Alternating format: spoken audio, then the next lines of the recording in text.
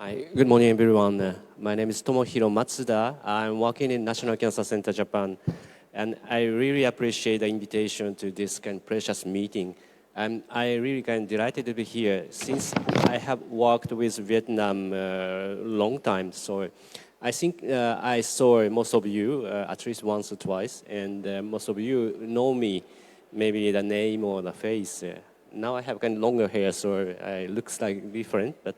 Anyway, so I'm really happy to present as a title, Cancer Burden in Asia, based on the latest cancer statistics analysis of CI5.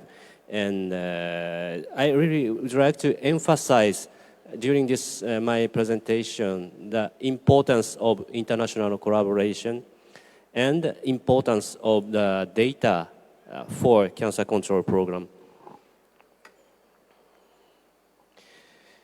This flowchart shows the evidence-based cancer control program in the country and effective the cancer control program. And the effective cancer control program should have the form of this cycle. It means we have to know the status of cancer in the country or in the region by using the cancer registry database. So we have to calculate incidence rate, mortality rate, and the survival rate. And these three are basic indicator to know the cancer. If we do not know about cancer status in the country, of course we cannot plan anything. We have to know that cancer is prevalent in one region, is it increasing, or we have to know, for example, which type of cancer is prevalent in Vietnam. And based on the data, we plan by using kind of evidence-based practice or intervention. And we plan and we practice, we launch a cancer control program. Then maybe 10 years later, cancer is not infectious disease, so the cancer control program effect is not so, quick. We have to wait for a long time. But if it is effective, surely we will have a change in the country. How we measure this change?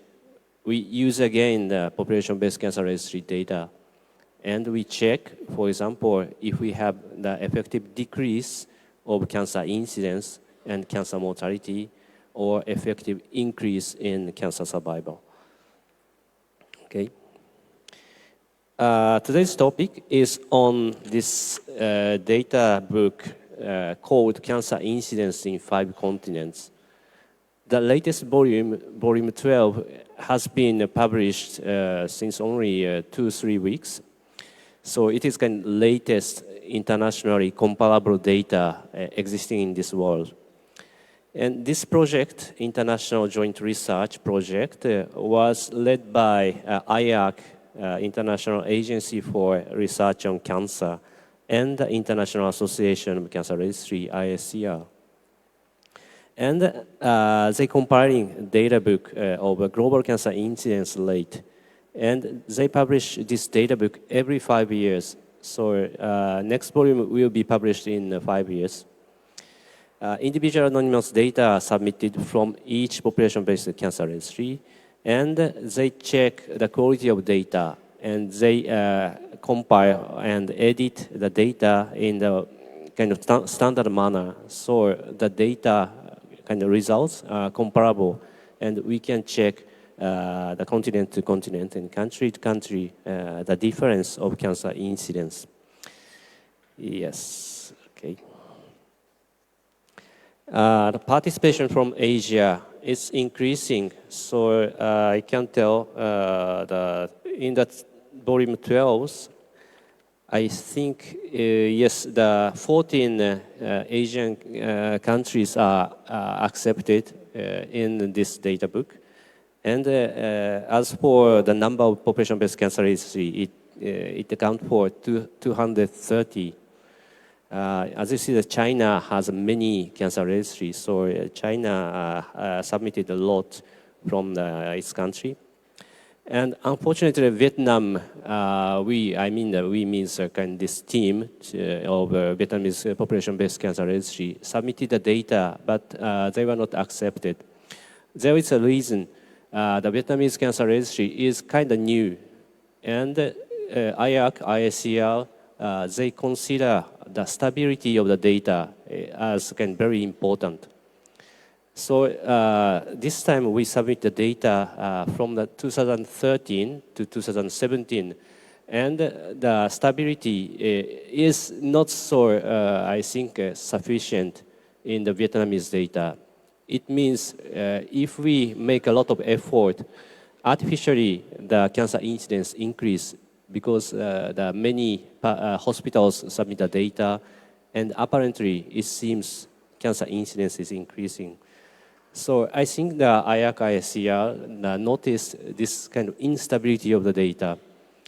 And surely the next volume, the volume 13, the Vietnamese data will be on this data book. Because I know that they are working very hard, and you have now this annual report on the table. This is kind of fruit of this population-based cancer registry work of the Vietnam. And it is not edited automatically. It's really kind of daily accumulation of the effort of PBCR in Vietnam. So you really have to appreciate their effort. And now you have the data, real data of cancer incidence in Vietnam. And to support population-based cancer registry development in Asian region, we have launched GICL activities since almost 10 years. And we have set up the hub center in India and in fact four collaborating center in East Asian countries. And I have engaged in the development of population-based cancer registry in Vietnam since, I think, 7 or 8 years. So I really happy to see this kind of annual data book, and I really like to encourage all of you to participate in this population-based cancer registry activities. This is a photo from the COVID-19 pandemic, before the COVID-19 pandemic era. And we organize many training sessions, and we check the quality of the data. And I really was surprised to see the progress of population-based cancer registry activities in Vietnam.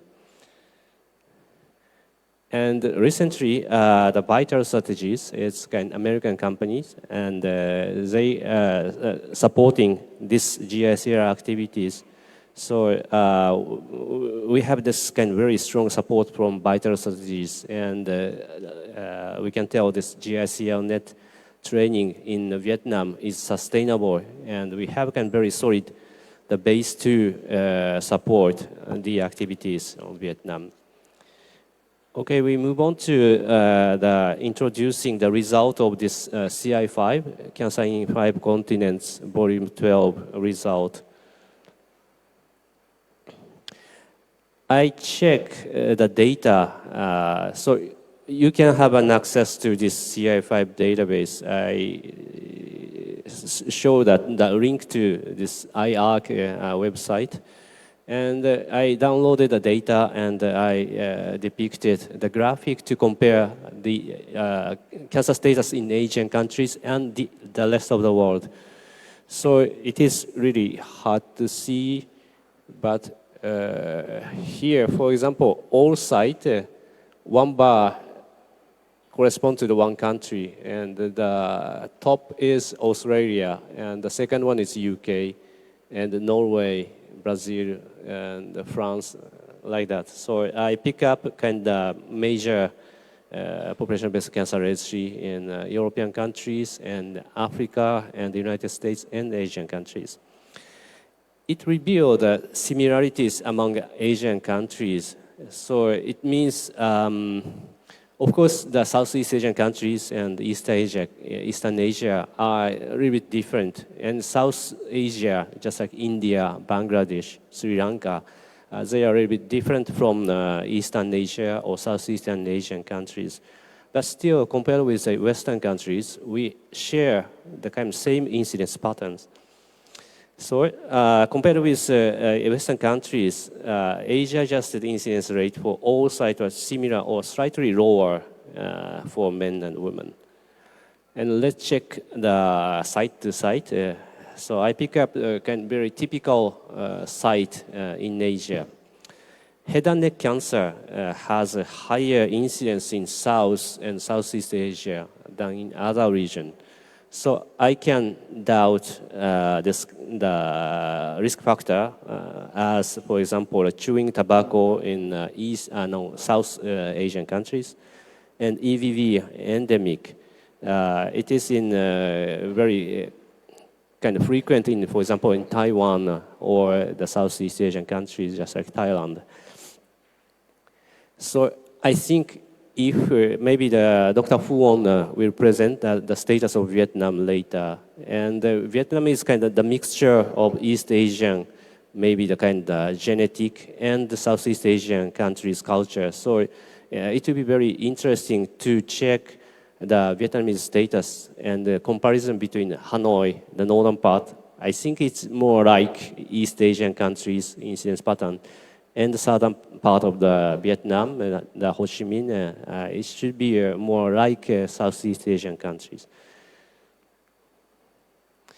And the next one, gastric cancer is very, very typical in East Asian countries. And in East Asian countries, sometimes it's kind of top of the primary site. In Japan, in Korea, and in China, gastric cancer is really kind of scary. It's kind of leading primary site. But in the rest of the world, it is more like rare cancer. It will, I cannot tell that never happened, but it happens very rarely. So, for example, here, the top bar is Korea, and the second one is almost following is Japan. And the third bar corresponds to China. And here, just like Morocco or the USA, SIA, and UK, they have very low incidence. In female, it's same. Okay. And colorectal cancer is the most common cancer in high-income countries. So it is, I think, more or less related to the lifestyle. Of course, there is a genetic factors behind, but if we have developed I don't know, but systematically the incidence of the colorectal cancer increase. And you can see, for example, Japan has very high incidence rate, and these countries, just like USA, Italy, Brazil, and Thailand, has a lower incidence rate. Less common in Southeast Asian countries, but the Singapore shows that the incidence in men is 10.7 among Chinese population in Singapore, and 6.7 among Indian population, and 5.9 among Malaysian population. So I don't know, in Singapore, as it is kind of one country, but their kind of background, cultural background or genetic background are different. So it shows such gap between this kind of ethnicity. Okay. And liver cancer is another kind of cancer, very typical and unique to Asia, and in Korea, in China, yes, and Singapore, Japan, and Thailand, we have very high incidence rate. And there are kind of many measures right now can be taken, including vaccination against hepatitis virus. And there's kind of advanced method of hepatitis treatment. So in such countries, including Japan, the incidence rate is kind of drastically decreasing. So before the liver cancer was kind of very life-threatening, it's kind of fatal cancer. But now it is more like curable and preventable cancer. Gallbladder cancer and biliary tract cancers are also unique to Asian countries. And the pattern development of liver cancer is similar. Liver cancer and gallbladder cancer is similar, so we can prevent in some manners. And we can detect when we find, for example, liver cancer, and by chance we can detect gallbladder cancer, but there is no completely, how say, the method, complete methods for prevention for this gallbladder cancer or biliary tract cancer, and no effective cancer screening methods, measures as well.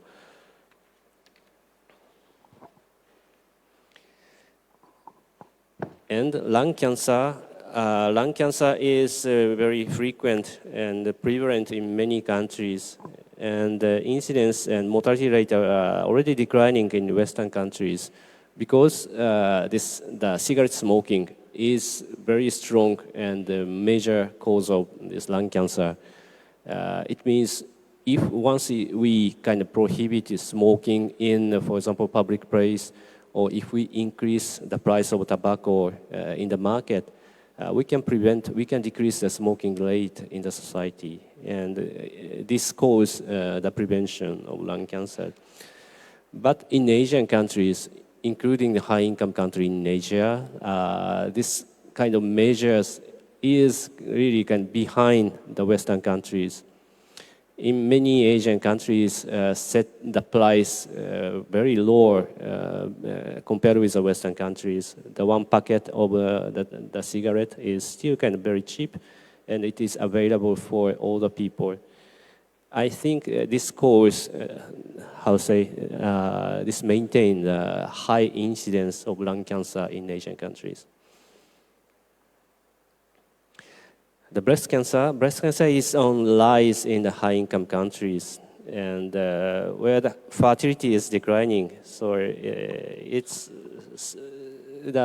think in many Asian countries, now it's experiencing this lower fertility rate, and it can rise the incidence rate of breast cancer. And ovarian cancer shows no specific patterns, so we have to check and we have to do a further analysis or the research on the ovarian cancer. And the last one, the cervical cancer. Cervical cancer is completely kind of preventable by using a vaccination and the cancer screening program. But in most of Asian countries, just like lung cancer, we have still a very high incidence rate of cervical cancers. And it means we are behind, just like lung cancer prevention, we are behind Western countries to, for example, diffuse HPV vaccination and to diffuse the cancer screening program of cervical cancers. So we really have to, develop this cancer prevention based on reliable cancer registry data.